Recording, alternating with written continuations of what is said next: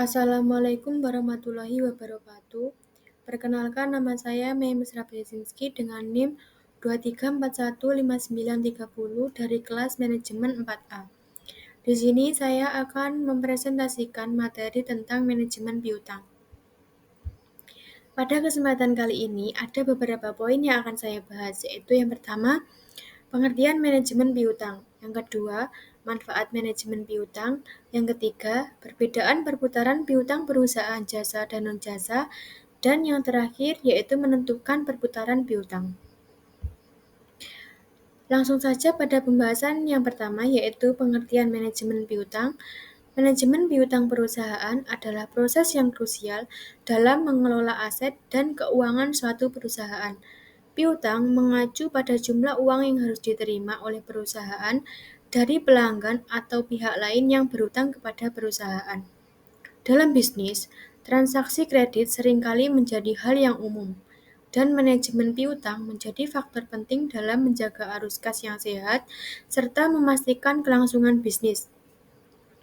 Manajemen piutang adalah tugas yang melibatkan pemantauan, pengendalian, dan pengelolaan piutang yang dimiliki oleh perusahaan.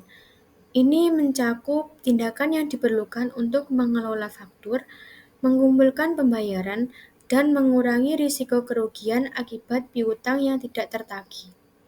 Pada dasarnya, manajemen piutang membantu perusahaan dalam memastikan bahwa piutangnya tetap likuid, berdaya guna, dan berkontribusi pada keberlanjutan keuangan perusahaan. Yang kedua yaitu manfaat manajemen piutang. Yang pertama, pemeliharaan arus kas. Manajemen piutang yang baik memastikan perusahaan menerima pembayaran tepat waktu. Ini sangat penting untuk menjaga arus kas yang cukup sehingga perusahaan dapat memenuhi kewajiban finansialnya seperti membayar karyawan, vendor, dan pinjaman.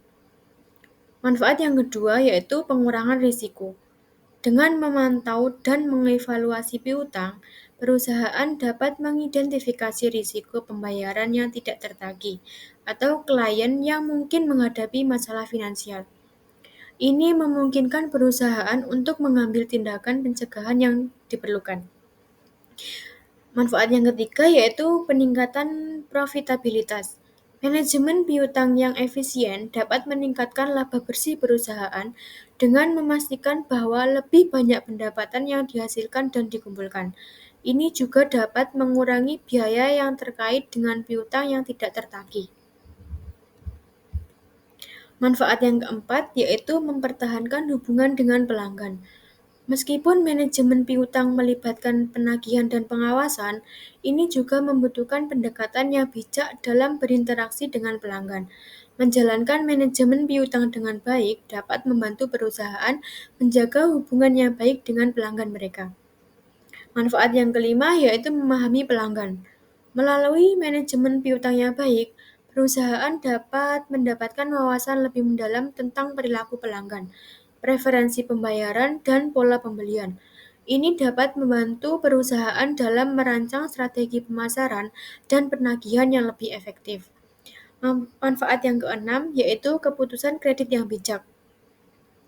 Manajemen piutang juga berkaitan dengan kebijakan pemberian kredit kepada pelanggan. Dengan informasi yang baik tentang pelanggan dan risiko kredit, perusahaan dapat membuat keputusan yang lebih bijak tentang siapa yang mereka berikan kredit. Dan manfaat yang terakhir yaitu kepatuhan hukum. Setiap negara memiliki peraturan yang mengatur manajemen piutang. Melakukan manajemen piutang dengan baik membantu perusahaan mematuhi peraturan ini, menghindari masalah hukum dan potensi sanksi. Selanjutnya yaitu perbedaan perputaran piutang perusahaan jasa dan non-jasa. Perbedaan yang pertama yaitu dari sumber piutang. Pada perusahaan jasa, piutang biasanya berasal dari jasa yang telah diberikan namun belum dibayar. Contohnya, biro konsultan, firma hukum, dan atau rumah sakit. Sedangkan pada perusahaan non-jasa, bisa pada perusahaan dagang atau manufaktur, piutang berasal dari penjualan barang secara kredit, misalnya pada toko elektronik, distributor makanan, atau pabrik mobil. Perbedaan yang kedua yaitu volume transaksi kredit. Pada perusahaan jasa, volume transaksi kredit cenderung lebih kecil karena banyak jasa dibayar di muka atau saat jasa selesai. Sedangkan pada perusahaan non-jasa, volume transaksi kredit biasanya lebih besar, apalagi di sektor B2B atau business to business, di mana penjualan barang sering dilakukan secara kredit. Selanjutnya yaitu perbedaan ketiga pada durasi perputaran piutang.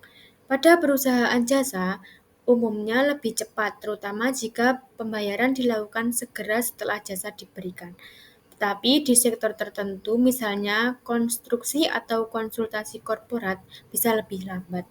Sedangkan pada perusahaan non-jasa bisa lebih lambat karena nilai transaksi yang besar dan negosiasi jangka waktu kredit, misalnya pada 30-90 hari. Perbedaan yang keempat yaitu risiko kredit. Pada perusahaan jasa, risiko piutang macet lebih rendah, terutama untuk jasa dengan pembayaran di muka.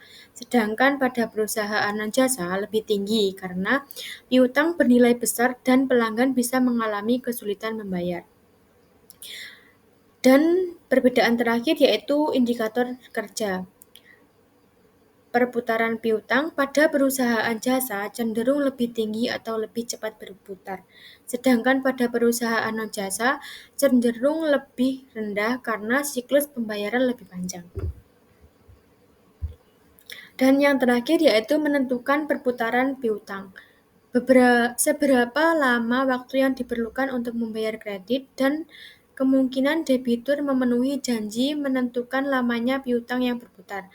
Semakin cepat perputaran piutang suatu perusahaan, maka kinerja penagihan piutang semakin baik atau efisien dalam melakukan pengumpulan piutangnya. Tingkat perputaran piutang dapat dihitung dengan rasio sebagai contoh berikut. Rasio perputaran piutang usaha sama dengan penjualan kredit bersih per rata-rata piutang usaha, di mana penjualan kredit bersih adalah penjualan yang uang tunainya diterima di kemudian hari. Rumus untuk penjualan kredit bersih adalah penjualan secara kredit dikurangi retur penjualan dikurangi penyisihan penjualan. Rata-rata piutang adalah jumlah piutang awal dan akhir selama periode waktu tertentu, seperti bulanan atau triwulan dibagi 2. Sekian materi yang dapat saya sampaikan pada kesempatan kali ini. Apabila ada kurang lebihnya saya mohon maaf. Terima kasih. Wassalamualaikum warahmatullahi wabarakatuh.